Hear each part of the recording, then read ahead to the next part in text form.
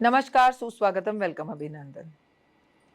अब वो दिन आ गया जिसका इंतज़ार मैं तो बहुत शिद्दत से करती हूँ, शायद आप भी करते हैं और अगर आप मुझे फ़ॉलो करते हैं तो हाँ, करते हैं। देवशयन एकादशी,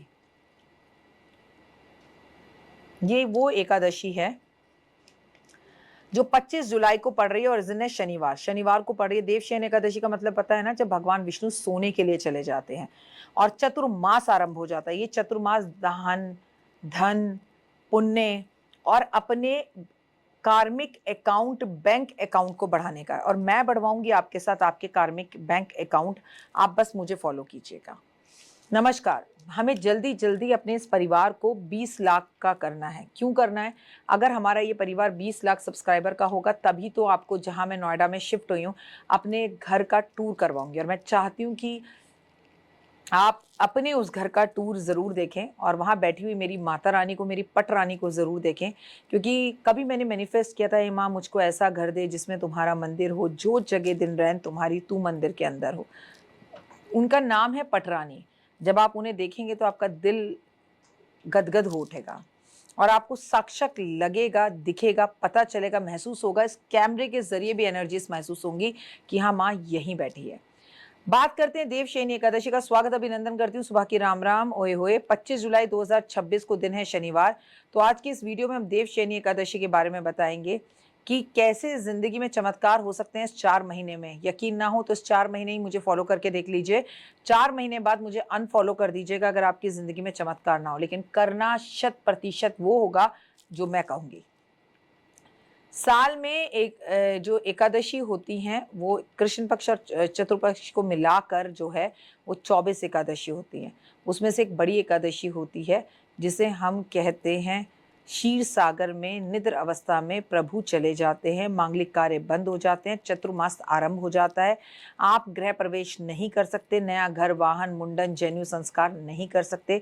उस एकादशी का नाम है देवशयन एकादशी, यानी कि भगवान विष्णु अपनी पत्नी के साथ उनके घर और अपने मायके, यानी कि अपनी पत्नी के मायके और अपने ससुराल चले जाते हैं समुद्र में, सभी के सभी ग्रंथों को लेकर। बड़ी अच्छी इसकी कहानी भी है, वो भी मैं आपके साथ 5 मिनट स्टोरी पर शेयर करूंगी। आपको देवशयन एकादशी पर भगवान विष्णु को समर्पित है, एकादशी की तिथि महालक्ष्मी को समर्पित है और क्योंकि ये शनिवार वाले दिन है इसलिए इसका महत्व और भी बढ़ गया। इस दिन हम पीपल के पेड़ की पूजा कर सकते हैं, पीपल के पेड़ को स्पर्श भी कर सकते हैं।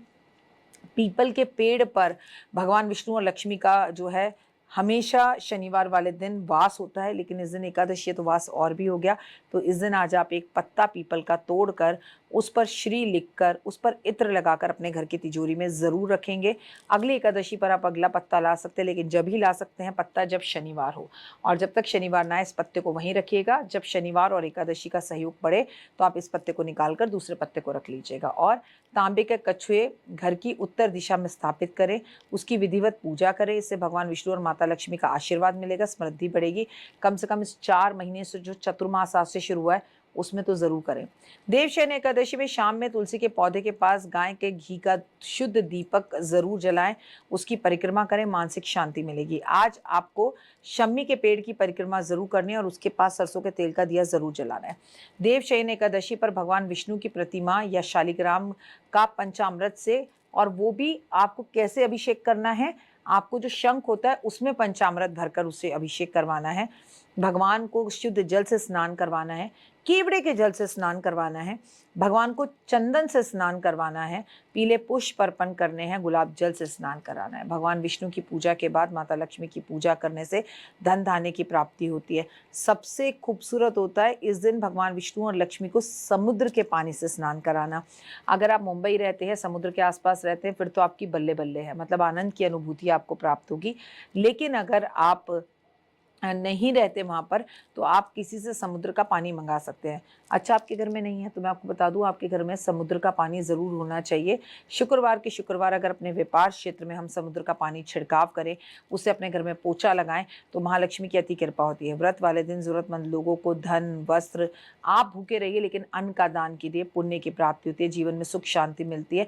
देवशयन एकादशी अक्सर वर्षा ऋतु में आती है। इस दिन आपको छाता, पानी की बोतल, चप्पल आदि दान करना बताया जाता है। बड़ा ही शुभ माना जाता है। पितृदोष खत्म होता है, शांति मिलती है। देवशयन एकादशी का सबसे बड़ा लाभ ये होता है कि आप इसे आषाढ़ मास की एकादशी या हरियाली एकादशी के नाम से भी जानते हैं। देवशयन एकादशी पर 4 महीने के बाद भगवान विष्णु प्रभु जो है देव उठावनी एकादशी पर जागेंगे, और जब देव उठावनी एकादशी पर वो जागेंगे तब मंगल कार्य फिर से शुरू होंगे। पापों का नाश होता है, मोक्ष की प्राप्ति होती है, कष्टों की बाधाओं का नाश होता है, भगवान विष्णु की अति कृपा मिलती है।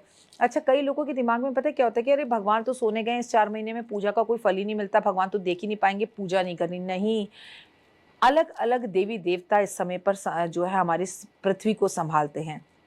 सबसे पहले सावन आ जाएगा, महादेव संभालेंगे, उसके बाद पितृ भी संभालेंगे, माँ दुर्गा भी संभालेगी, 10 दिन के लिए गणपति भी संभालेंगे, कृष्ण जन्माष्टमी भी 1 हफ्ते के लिए मनाई जाएगी।